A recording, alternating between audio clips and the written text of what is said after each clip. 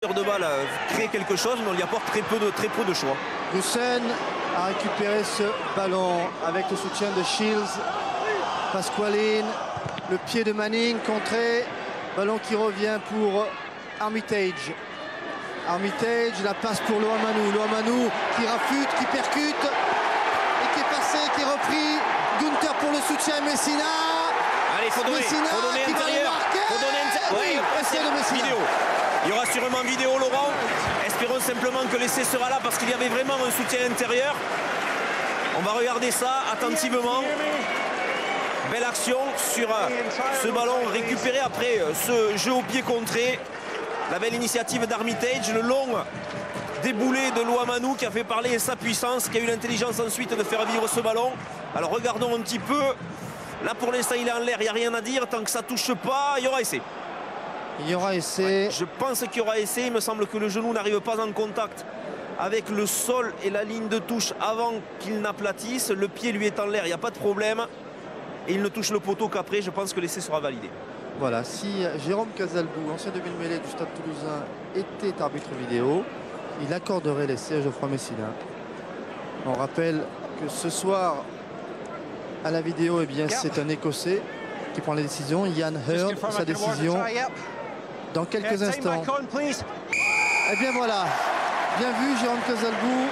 Geoffroy Messina a touché au cervical, qui a connu un début de saison un peu perturbé avec une grosse concurrence également au centre. On a vu Matt Guito qui a fait des choses exceptionnelles contre Agen. Il y a Bill Ovobalavou, il y a Bastaro, il y a Messina, donc c'est difficile de se faire une place et c'est important pour un joueur comme Messina d'aller marquer un essai pour la confiance. On revoit l'action, Loamanou, Rafu, percussion et la passe après contact, c'est pas mal.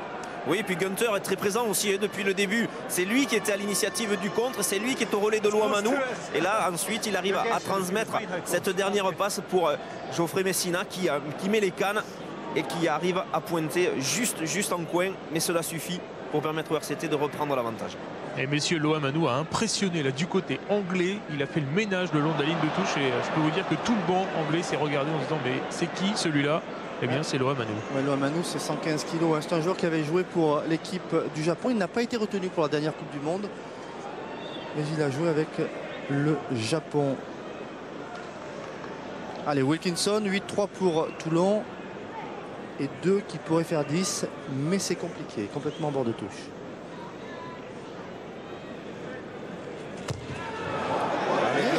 Avec le vent qui sort le ballon. Il est parti à l'intérieur des poteaux pour terminer ça à l'extérieur.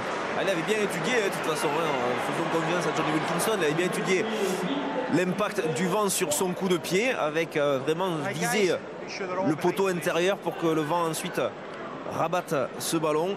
La puissance de Loamanou. Et Messina à la conclusion. Satisfaction de Geoffroy Messina.